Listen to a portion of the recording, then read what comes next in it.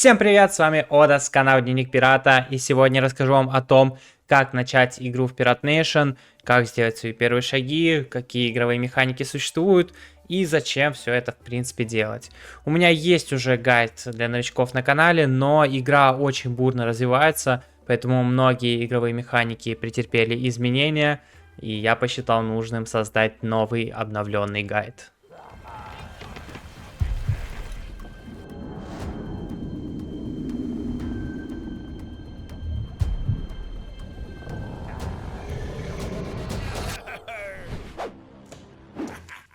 Думаю, что в этот раз начнем с самых азов. Для игры вам потребуется кошелек. Есть вариант регистрации без него, но крайне не советую, потом столкнетесь с определенными проблемами. Тем более, что тот же MetaMask устанавливается буквально в пару кликов. Вот, заходим на официальный сайт и устанавливаем расширение в ваш браузер. В принципе, для любого браузера оно будет работать. И очень легко его использовать. В принципе, опять же, такой кошелек вам пригодится где угодно, в любых криптовых проектах. Вот, соответственно, после установки нажимаем на ярлычок MetaMask, здесь соглашаемся с условиями, и, соответственно, если у вас нет никакого кошелька, кликаем на кнопку «Создать новый кошелек». Проставляем все галочки. И устанавливаем пароль. Пароль этот нужен только для локальной разблокировки вашего MetaMask. То есть глобальный пароль нигде в интернете не останется, он будет только у вас на компьютере. Итак, после этого нажимаем «Защитить мой кошелек». И у вас тут появится кнопочка «Показать секретную фразу для восстановления». Эту секретную фразу, еще ее называют сид-фразу, обязательно где-то сохраните, там, где ее никто не сможет украсть, потому что если вы потеряете свою сид-фразу, то мошенник в любое время сможет угнать любые активы с вашего кошелька, и вы ничего не сможете этого сделать. Как бы для этого не нужен будет никакой пароль, и поменять сид-фразу никак нельзя. Ну, в общем, это очень-очень большие проблемы, с аккаунтом придется попрощаться, поэтому будьте с этим внимательны. И обязательно сохраняйте сид-фразу, потому что всякое бывает. Иногда может кошелек, например, просто разлогиниться, и надо будет войти именно через сид-фразу. Если вы ее потеряете, естественно, никак восстановить этот кошелек уже не получится. Соответственно, все, мы вот создали кошелек. Теперь в расширении, вот, соответственно, можем всегда его найти и использовать для различных задач.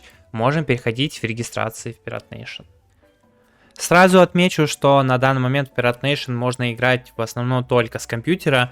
Некоторые андроиды также тянут игру через браузер, а вот с айфона поиграть не получится совсем. Разработчики в будущем обещают мобильную версию, но пока ее нет, поэтому желательно играть все-таки с компьютера. Для регистрации в игре нам понадобится реферальная ссылка, только с помощью реферальной ссылки можно зарегистрироваться. Мою ссылку можете найти в описании либо в закрепленном комментарии, переходим по ней и попадаем на сайт Pirate Nation в раздел создания аккаунта. Советую не пользоваться переводчиком, потому что и в противном случае страница может вылетать, всякие ошибки могут быть. Лучше стараться, ну, может быть, на телефоне, например, камеру открыть с переводчиком и так переводить, если что-то совсем непонятно. Для начала нажимаем «Регистрация через наш кошелек», выбираем MetaMask, например, да, если мы установили MetaMask, и здесь подключаемся к этому сайту и оставляем первую авторизационную подпись. После того, как мы подключили свой кошелек, нам нужно обязательно войти либо через Google, либо через Discord. Сейчас по-другому зарегистрироваться нельзя, это тоже обязательно. Главное, чтобы вы не потеряли свой Google или Discord, потому что без этого потом авторизоваться также будет невозможно. То есть у вас обязательно должна быть связка кошелек плюс Google либо Discord. Тут ставим галочку и нажимаем «Авторизация через Google». К примеру. В процессе регистрации у вас может вылезти вот подобная ошибка Activate Guestless Experience, может выглядеть по-разному немножко. Она значит только одно, что вам нужно подключить прокси или VPN. В некоторых странах не работает подключение к блокчейну пиратов, поэтому такая вот ситуация. Соответственно, у меня тоже это окошко выскакивает, но я нажимаю авториз, и у меня выскакивает вот окно с подписью, и после этого никакой проблемы не возникает. Если у вас будет какая-то проблема с IP-шкой, то у вас продолжит крутиться вот этот ползунок очень долго, и будет крутиться до тех пор, пока вы не подключите VPN. Итак, следующий этап. Нам нужно выбрать пирата. На самом деле выбрать можно кого угодно, здесь нет никакой разницы, что конкретно вы выберете, это только внешность, все характеристики пирата будут даны рандомно. Вот выбираю любого пиратика, могу полюбоваться, как он выглядит со всех сторон, и если мне все нравится, кликаю по кнопочке «Заменить». Перехожу непосредственно в загрузку игры. Первая загрузка может длиться на самом деле довольно долго, потому что очень много игрового контента у вас скачивается, поэтому вот это колесо может крутиться там и 5, и чуть побольше минут. В первый раз стоит немножко подождать, не перезагружать лишний раз страницу, но в дальнейшем здесь обычно довольно все быстро загружается, при условии, что у вас стабильное интернет-соединение и, соответственно, включен VPN при необходимости. Итак, после окончания загрузки попадаем в саму игру, вот приветственное окно. Нам дают скрафтить наш первый кораблик, нашу маленькую лодочку. Для этого вот нажимаем здесь, тратим 10 энергии, получаем как бы стартовый пак, так скажем, для постройки корабля. Нажимаем крафт. И все, наш стартовый кораблик, на котором мы хоть что-то можем делать в игре, скрафчен. Пожалуйста, не закрывайте это окно, иначе потом замучитесь этот кораблик собирать. Так, тут подтверждают у меня, что я это окошко хочу скипнуть, да. Сразу скажу, что вот здесь вот у вас есть задания справа сверху, их можно не выполнять, за них не дают никакой награды, они просто являются, ну, вводным курсом, в общем, в игру. В настройках сразу можно выключить звук, если он вам не нужен. И если у вас слабенький комп, то можно снизить качество и вот тут вот убрать видимость других игроков. Она сейчас на самом деле особо не нужна. Первым делом после регистрации я советую зайти вот в это главное здание, нашу ратушу, и в нее можно также вот тут попасть через эту кнопочку. И установить нашего единственного пиратика, которого нам дают бесплатно, капитаном. Так он будет получать больше опыта, который нужен будет для его прокачки. Нажимаем Set Капитан. Подтверждаем, и все. Он у нас установлен капитаном. Проверить это можно вот здесь вот. Если здесь появилась его фотография, так сказать, значит мы все сделали правильно. Первым делом, что нам нужно сделать после регистрации, и нужно на самом деле делать по возможности каждый день, это выполнять гаунтлеты. Чтобы попасть в эти гаунтлеты, можно вот тут нажать, либо вот тут вот из списочка эти гаунтлеты выбрать. Гаунтлеты — это бои против ботов, за которые дают два вида наград. Это как внутриигровые ресурсы, так и дополнительно нам дают очки командного ранга, про которые расскажу чуть позже. Соответственно, карточная игра, много карточных игр разных существует, одна из них. Если не понимаете значение карточек, просто берите опять же переводчик на телефоне, включайте фоторежим и потихонечку переводите каждую карту. Я не буду объяснять каждую карту, потому что этих карт очень много, и у каждого пирата они отличаются. Ну, вернее, у каждой специализации пирата.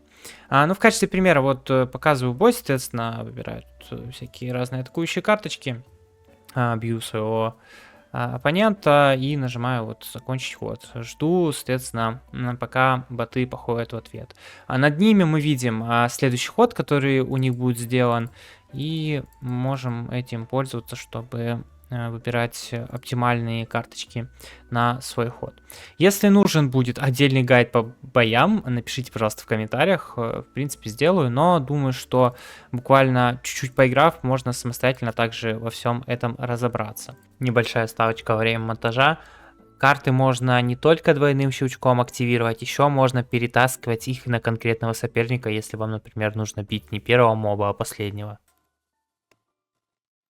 Завершаю первый бой победой. Если вы проиграли, то ничего страшного. Тут появится кнопочка «Повторить бой», грубо говоря, и вы сможете заново побиться, ничего вы не теряете. Смотрим сразу на награды. Нам дают командный ранг 5 очков. За каждую победу в любом гаунтлете дают 5 очков командного ранга. Это важно. Также нам дают сундук, из которого мы сможем получать игровые ресурсы. И вот такой вот ящик коричневый, его лучше не использовать, сразу скажу. И дополнительно бути-поинты, о них поговорим чуть позже. Ну, не буду опять же показывать все бои. Сами потыкайтесь, разберетесь. Сразу скажу, что на стартовом скифе, который вам дают при регистрации, можно проходить вот эти нормал бои. Здесь их 5 штук. Иногда пятый бой, например, может быть сложноват, особенно пока вы не прокачаете пиратика, пока он у вас на первом уровне. Но там вот 3-4 боя каждый день вы можете выполнять даже на стартовом скифе. Есть также раздел Hard, но в него я рекомендую ходить только если вы построили либо купили корабль уже более высокого уровня и прокачали пиратика, ну хотя бы до 10-15 уровня. Это такой минимальный порог. Расскажу немножко про самих пиратов. У нас есть две характеристики, которые сильно влияют на пирата. Это специализация и это стихия. Стихия сейчас на вашем экране, тут у нас 5 вариантов. Ну, естественно, стрелочками показано, кто кого контрит. То есть пират, например, со стихией каменной будет давать на 10% больше урона специализации молнии, но будет давать на 10% меньше урона стихии огонь. Ну, на самом деле это сейчас не сильно влияет, я даже на это внимание не обращаю, но вот иногда можете заметить, что вы, например, кидаете карточку на там, 30 урона, а сопернику прилетает 27 урона. Это значит, что этот соперник вас контрит, и он будет вас больнее бить. Но вот второй показатель — это экспертиза или специализация, как ее называют почему-то в нашем комьюнити. Это очень сильно влияет на вашу игру, потому что от специализации зависит полностью набор ваших карт. Скажу так, что для новичка очень большое везение, если вам выпало уклонение. Как раз Evasion, который мне попался, это самая лучшая специализация для начинающих игроков, а на ней легче всего проходить всякие сложные бои. Второй специализации по крутости, вот можно где-то вот дамаг и здоровье поставить, в принципе 50 на 50. А вот точность и скорость довольно проблемные специализации, на которых игроки не страдают только на высоких уровнях совсем. Вот для новичка это будет, конечно, сложновато играть. Сразу расскажу о том, как можно существенно ускорить свой прогресс в игре и облегчить себе жизнь. Переходим на вкладку Marketplace, которая у нас появляется сверху, и попадаем на Marketplace Proof of Play. Подробнее о том, как покупать на Marketplace, я рассказывал в другом видео, ссылочка в подсказке. Но вот вы можете зайти сюда и прикупить себе кораблик, который существенно, поверьте, существенно облегчит ваш прогресс в игре. Сейчас самыми крутыми корабликами считаются слупы. Их очень много в игре, но, соответственно, они сейчас самые лучшие, несмотря на то, что они в последнее время даже подешевели. Желательно, если у вас есть возможность финансовая, да, так скажем, купить кораблик сразу второго уровня. На кораблике второго уровня вы с легкостью сможете закрывать все нормал бои и сможете уже пойти в хард, вот буквально там с 10-15 уровня, и у вас будут неплохие шансы, чтобы там побеждать. На данный момент записи видео слуп вот второго уровня выставляют в настройках. Вот между чейнами можно выбирать, покупать можно в любом. Вижу, что флор $18.65. В принципе, неплохо, потому что они раньше были намного дороже. Но прелесть Pirate Nation в том, что донатить не обязательно. Теоретически вы можете самостоятельно построить корабль без какого-либо доната, однако эта механика в последнее время существенно усложнилась, поэтому я вот настоятельно советую, что если есть возможность купить кораблик, то стоит это сделать, тогда вы сможете намного больше боев проходить, получать намного больше награды и вследствие получить намного больше дроп. Но обо всем по порядку. Переходим в следующие разделы. Для начала смотрим раздел с квестами. Здесь у нас существует ряд квестов, которые мы можем выполнять и получать за это те или иные награды. Например, мы можем открыть вот этот вот коричневый ящик, да, который нам в боях выпал, и получить, соответственно, хлопок, железо и дерево. Это основные тир-1 ресурсы в игре, которые нам нужны для выполнения различных задачек. Но я не советую его открывать никогда, только если у вас жестко прижимает время, да, некогда там пособирать ресурсы вручную, а тогда стоит открыть этот ящик. Но в целом эта история невыгодная, потому что лучше плавать по морю и самостоятельно получать ресурсы. В зависимости от уровня пирата у нас будут открываться новые и новые квесты, но из того, что обязательно делать в игре каждый день, я скажу только, что нужно выполнять вот этот вот квест ежедневно. Для него нужны весла, сетки и якори. Как их сделать, сейчас покажу. Но этот квест дает нам 125 опыта к нашему пиратику, что позволяет намного быстрее прокачиваться. А прокачивая левел пирата, мы будем получать новые карточки, которые нам помогут сражаться в бою. То есть для примера сейчас вот, да, открываю этот сундук, получаю опыт пирата, возвращаюсь вот в эту ратушу, и у меня здесь кнопочка Level Up становится активной. Я нажимаю, мой пират прокачивается на 2 уровень, и у меня, соответственно, в колоде появляется новая карточка, которая облегчит мне, соответственно, игру. Как и говорил немного ранее, покупать на маркетплейсе вы можете в любом случае, то есть вы зарегистрировались, сразу можете приобрести, например, себе кораблик, чтобы играть было проще. Но для того, чтобы продавать ресурсы, нам нужно набрать 10-й командный ранг. Командный ранг можно проверить вот в этой специальной книжечке, скиллы. Он отображается в самом верху. Здесь показывается прогресс, сколько вам нужно до следующего уровня. Сразу скажу, что на 10-й командный ранг нужно 3000 опыта. Если вы будете играть только нормалы, да, вот на стартовом кораблике, то вам потребуется ровно 4 месяца игры для достижения этого 10-го командного ранга. Если вы купите кораблик и будете еще и в харды ходить периодически, то этот срок, конечно, сократится, потому что тогда вы сможете набивать не 25 командного ранга в день, а до 50. В целом за повышение командного ранга дают небольшие награды, но они очень несущественные. Самое главное это вот дойти до десяточки и получить возможность передавать NFT-шки другим игрокам, а также продавать свои предметы на маркете. В игре существует, соответственно, много NFT-шек, почти все, что вы зарабатываете, можно продавать. Вот для примера сундучок, который мы получили с боя, его на самом деле, если у вас есть 10 ранг, то можно будет сразу продать.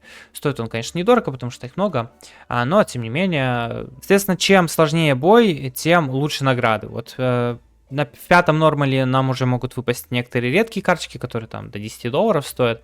А в харде еще более редкие всякие штуки. Немножко может игра подвисать, потому что все действия у нас происходят анчейн. Причем за газ платят разработчики, поэтому, соответственно, вы можете абсолютно новый пустой кошелек зарегистрировать, не надо никакие деньги на него закидывать, а весь игровой процесс будет работать и так. Деньги на газ понадобятся только если вы будете что-то продавать на маркете, либо будете передавать, но опять же, это доступно только после получения 10-го командного ранга. Следующий раздел, в котором нужно заходить каждый день, это Bounty. Вот эта вот вкладочка. Здесь сразу обратите внимание, что вот это число, это количество пиратов, которые нам нужно отправить. Так как на старте игры нам дают всего одного пиратика, соответственно, ищем Bounty, где можно отправить одного. Вот эти вот значки, это означают, что в этот Bounty можно отправить Founder пирата. Founder пираты это отдельная NFT коллекция, которая продается на Блюре, либо она встроена на Marketplace, Proof of Play. На данный момент флор на такого пиратика начинается от 0,7 эфира, поэтому я особо эту коллекцию не буду касаться.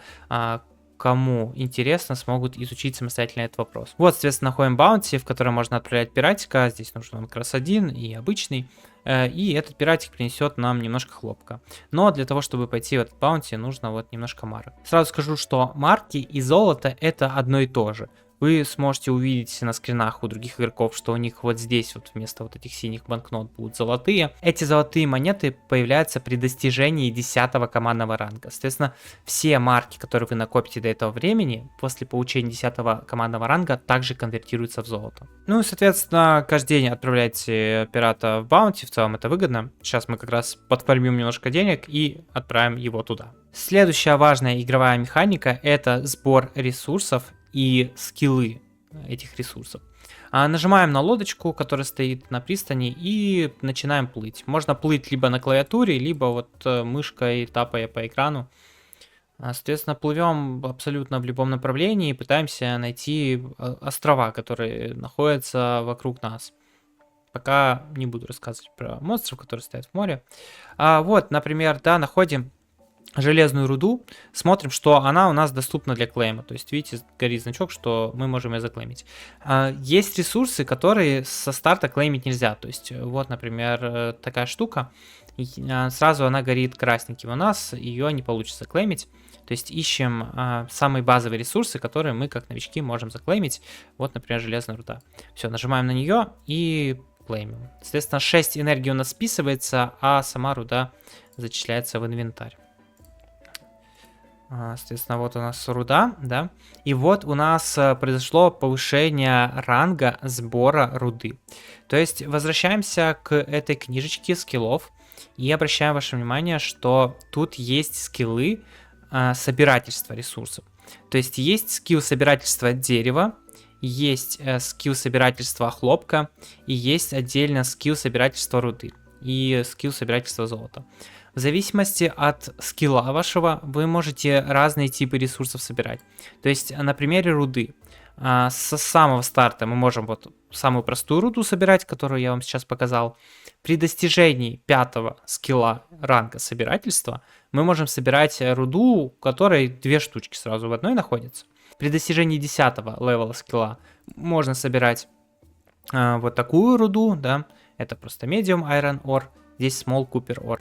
При достижении 20 левела скилла руда, которая 3 штучки в пачке, и вот при достижении 40 уровня еще более редкая руда, а также на высоких уровнях будут доступны в случайном порядке, могут выпадать очень редкие ресурсы, которые пригодятся для крафтинга.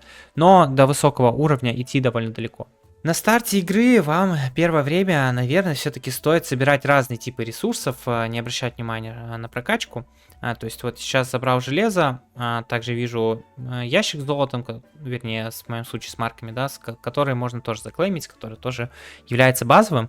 Но со временем, когда вы немножко прокачаетесь, нужно будет сосредоточиться на одном типе ресурсов, как раз выбрать так называемую специализацию, то есть прокачки, потому что все вот эти прокачки, это история довольно долгая. Мы посчитали, чтобы дойти там до 60 уровня, на самом деле потребуется активной игры от полугода до года. То есть, если мы будем пытаться сразу прокачать все наши навыки, то это займет несколько лет. А прокачать навык до высокого уровня, как вы видите, очень выгодно, потому что получится добывать редкие ресурсы, которые, соответственно, ценятся намного больше, чем обычные. Ну а так как на старте у нас нет буквально ничего, то стоит пособирать, наверное, все. То есть нам и марки на старте пригодятся, да, вот, которые в сундучках. Нам пригодится и руда, которая у нас есть. Нам пригодится, соответственно, хлопок и все остальное. То есть вот так вот плаваем по островам. В принципе, энергии у вас 150 в день, да. Одна энергия восстанавливается за 9 минут 36 секунд. Поэтому, в принципе, можете на старте заходить в игру буквально 1-2 раза в сутки. И вот так вот тратить свою энергию на сбор ресурсов. Где-то до 8 уровня пирата, вот этого вот уровня именно, я бы, наверное, всю энергию тратил на сбор ресурсов. После получения 8 уровня можно идти в квесты и там начинать выполнять некоторые задания. Особенно если вы решили не покупать кораблик, то вам нужно для сбора корабля собрать с квестов 4 его плана. То есть, допустим, я решил делать кораблик самостоятельно. Я захожу в раздел крафтинг и здесь вбиваю название этого кораблика, то есть, например, слуп. И у нас можно вот найти сам слуп, посмотреть, из каких частей он состоит. То есть он состоит из прицела, из 2 штурвалов, из 3 парусов и 250 марок. И также нам нужен план слупа. План слупа, соответственно, состоит из 4 частей, которые как раз добываются в квестах. Я сейчас не смогу вам показать эти квесты, потому что, как видите, мне доступны только квесты 1 уровня. Но вы, когда прокачаетесь, просто вбиваете здесь название вашего кораблика, вам выдаст квесты, которые нужны для получения вот этих частей. Соответственно, тут нужны будут для этого квеста HiSys мапы. Точно так же я набираю в поиске HiSys мап, и мне выдаст список квестов, которые нужны для получения HiSys мапов. А для получения HiSys мапов нужны faded мапы. Также набираю и все вот раскручиваю так по порядку. На первый взгляд кажется, что это сложно, но на самом деле поверьте, что 2-3 дня игры и вы поймете, что зачем следует и почему. Но если вы купили кораблик с маркета, то на самом деле можно не тратить много энергии на эти квесты. Главное, выполняйте вот этот квест на прокачку опыта, чтобы как можно быстрее апать своего пиратика. А на остальную энергию можете тратить на сбор ресурсов. И мы уже коснулись темы крафтинга. Вот, соответственно, раздел с крафтом. Некоторые предметы, как корабли, можно крафтить вот в первой вкладке, но таких предметов сейчас осталось мало. Чтобы крафтить все остальные предметы, мы возвращаемся на свой остров и нажимаем на вот эту кнопку. Нас перекидывает на наш маленький дополнительный островок. Здесь мы можем разместить заводы по крафтингу. Нажимаем справа сверху на карандаш и смотрим, что в инвентаре у нас есть 3 предмета, которые нам дали при регистрации. Это 3 фабрики, 3 завода. Выставляем их в произвольном порядке. Главное, чтобы просто поместились на острове. Неважно, где они будут стоять. Все, нажимаем сохранить. У нас, соответственно, сохраняется изменения, все, опять же, происходит анчейн, поэтому немножко подождать приходится. И теперь мы можем в эти заводы, в принципе, заходить через вот эту кнопочку крафтинг, не обязательно запоминать все эти заводы. И здесь у нас есть 3 вкладки по крафту.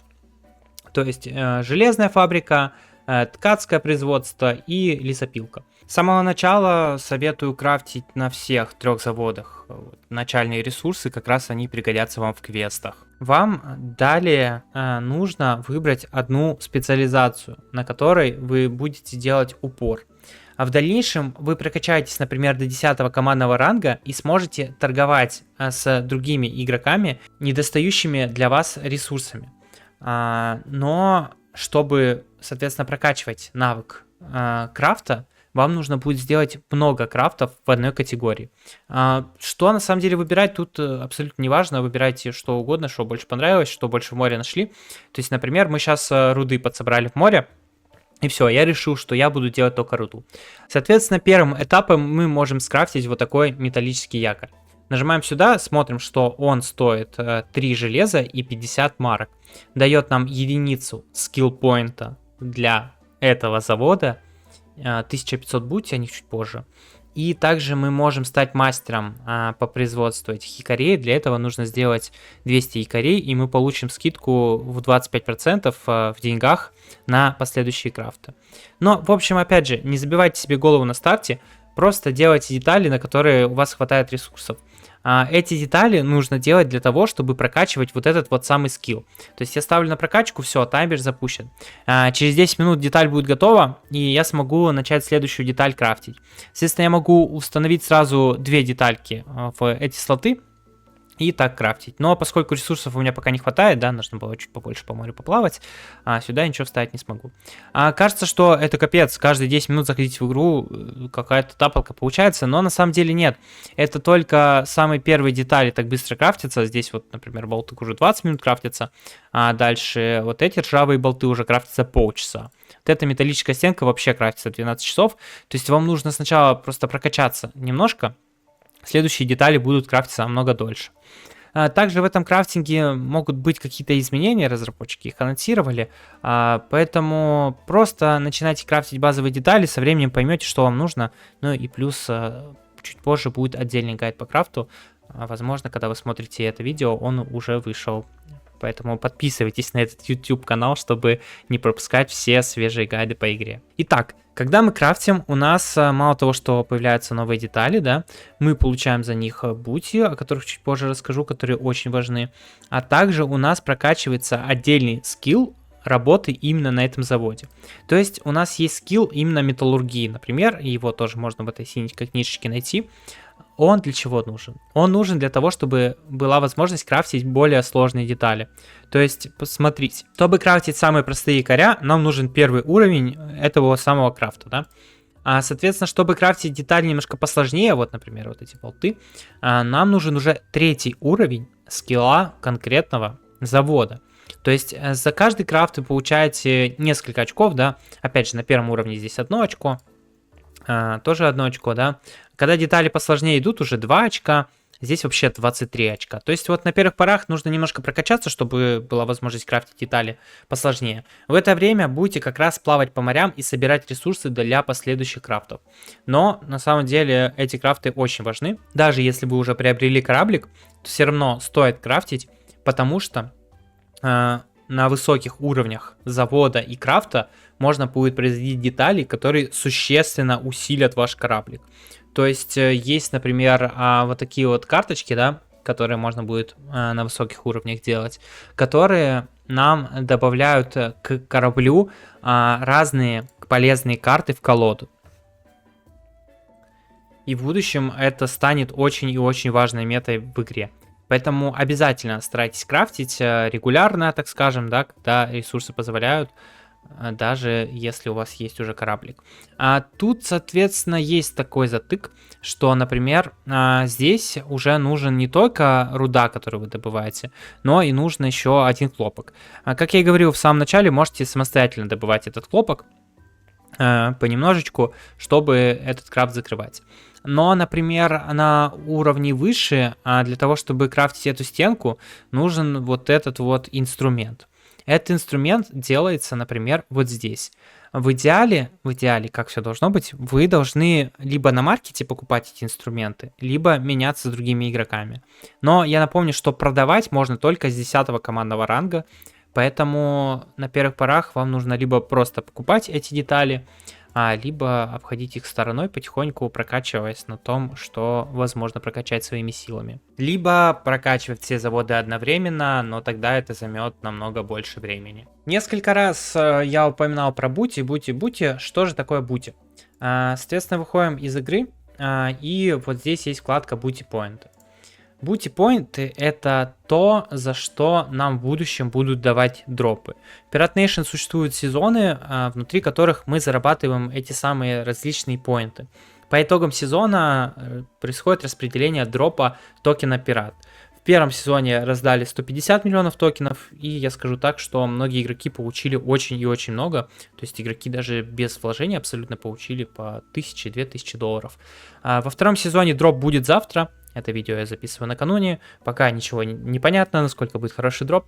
Можете написать в комментариях, услышали ли вы о том, что за второй сезон произошел очень хороший дроп. Может быть, поэтому вы пришли в игру.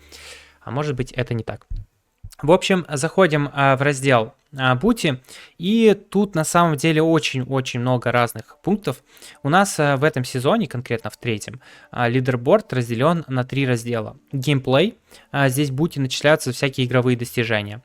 За бои в море, вот когда я плавал за ресурсами, вы могли заметить маленького там чупакабру.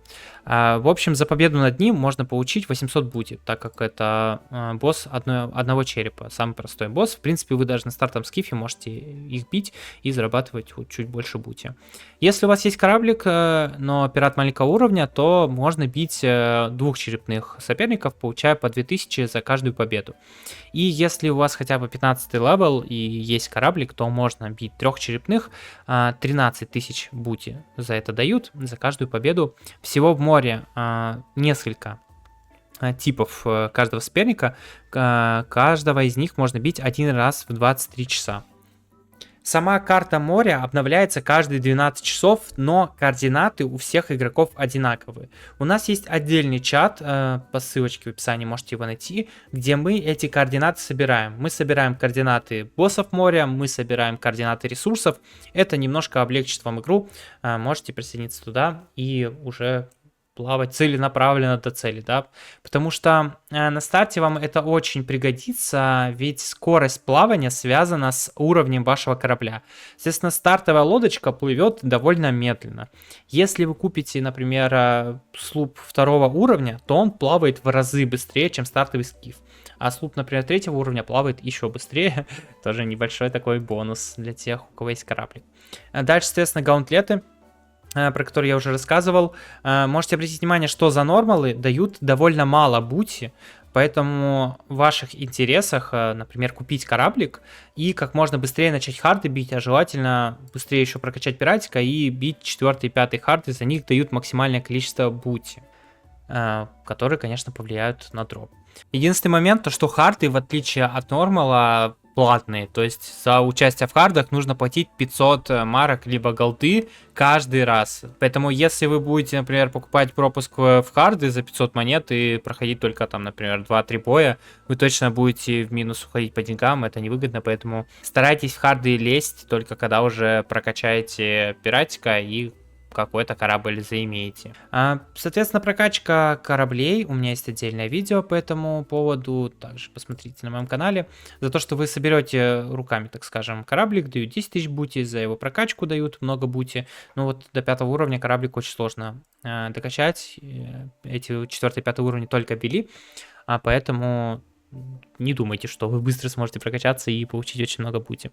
Также есть верфи, но их создание стоит в районе там 600-700 долларов. Особо касаться этого не буду. В гайде про корабли рассказывал, за это тоже дают довольно много бути. За крафт различных вещей, как раз таки, которые я показывал, да, то есть вот в нашем разделе крафта за крафт каждого предмета мы получаем бути. То есть вот через минуту у меня докрафтится этот якорь, и я получу 1500 бути. в копилку. За прокачку самих зданий, да, вот здесь вот можно прокачивать сами эти фабрики. Для этого нужно определенные ресурсы нафармить, денег нафармить и добыть специальную карточку повышения здания. За это тоже дают довольно много бути. За сбор ресурсов, то есть вот я плавал по островам, да, собирал железо, например, и за каждый сбор, за каждую единицу ресурса нам дают также бути. За прокачку самих скиллов, то есть вот вы видели, что я прокачал скилл собирательства до 2 уровня, также начисляется бути. И за левел ап пиратов тоже плюсуется бути. Позже еще обещают добавить задания какие-то определенные на крафт, за которые будут давать бути. Возможно, еще какие-то разделы добавят, как бы следите внимательно. Есть отдельный коллектор point, но это скорее для коллекционеров, так скажем. Фаундер-пираты, про которых рассказывал, дают довольно много бути ежедневно и одноразовый бонус. Но вернее, это не бути, тут сразу важно оговорочку делать, это именно коллектор point, они раздельно. От бути раздельные лидерборды существуют по коллектор поинтам, по бути. Конкретно как эти разделения будут влиять на итоговый дроп, нам не говорят. Я подозреваю, что, скорее всего, будут разные пулы, но в любом случае просто старайтесь заработать как можно больше поинтов, насколько у вас получается. Также здесь вот за различные редкие ресурсы дается, за владение самими кораблями эти поинты даются. Ну, в общем, за покупки на маркете и так далее, и так далее, и так далее. Сами изучите, если интересно. Также есть раздел Social поинты. Здесь в будущем добавятся задания на подписки, лайки, ретвиты на Фейсбуке, в Твиттере и вот какие-то еще различные. В данный момент, например, ничего не доступно, но нужно следить за обновлениями. Все новости по Pirate Nation можете найти у меня в телеграм-канале, ссылочка также будет в описании, поэтому если будете подписаны, то будете в курсе. Допустим, возвращаюсь в крафт, у меня скрафтился якорь, нажимаю, соответственно, его собрать, и вот у меня показывает, что мне добавили 1 единичку скилла в металлургию и 1500 бути, как и обещали, так скажем. Соответственно, как можно зарабатывать в игре, это либо вы добываете ресурсы, да, прокачиваетесь до 10 командного ранга, после этого продаете эти ресурсы, продаете разные всякие вот якоря, например, накрафченные, и много-много того, что можно сделать в крафтинге, можно добыть в море, можно получить за победы в боях. Вот. Маркет, в принципе, довольно ликвидный, цены, естественно, регулярно меняются. Тут уж отслеживайте, насколько много вы сможете залутать. И, соответственно, второй способ заработка в игре, это как раз-таки фарм вот этих бути-поинтов и всех остальных поинтов. И по итогу сезона будет дроп. Сколько выделено на дроп и сколько конкретно продлится сезон, нам, конечно же, не называют. Хотя вот могу передать привет из монтажа и сказать, что 3-й сезон пообещали, что продлится до марта 2025 года, примерно до середины. Так что есть время, чтобы раскачаться и начать фармить больше бути в игре. Первый сезон шел чуть меньше 2 месяцев. Второй сезон из-за некоторых технических проблем тянулся целых 5 месяцев, но разработчики пообещали, что 3-й и 4-й сезон будут короче, будем, конечно, следить за этим. Наверное, это все, что вам нужно знать для того, чтобы начать играть в Pirate Nation. Да, на первый взгляд вы сейчас можете сказать, что нифига не понятно, слишком много всего. Я соглашусь, советую просто зайти в игру и буквально вот повторить все, что я тут делал, и вы уже многое поймете, а через пару дней разберетесь. Если остались какие-то вопросы, пишите в комментариях, либо переходите в наш чатик по ссылке в описании, там я практически 24/7 нахожусь и могу с легкостью ответить на любой ваш вопрос по игре. И помните, что нет лучшего времени, чтобы стать пиратом, чем сейчас, поэтому регистрируйтесь по ссылке в описании. Но на сегодня все. С вами был Одас, канал Дневник Пирата. До новых встреч, увидимся. Пока!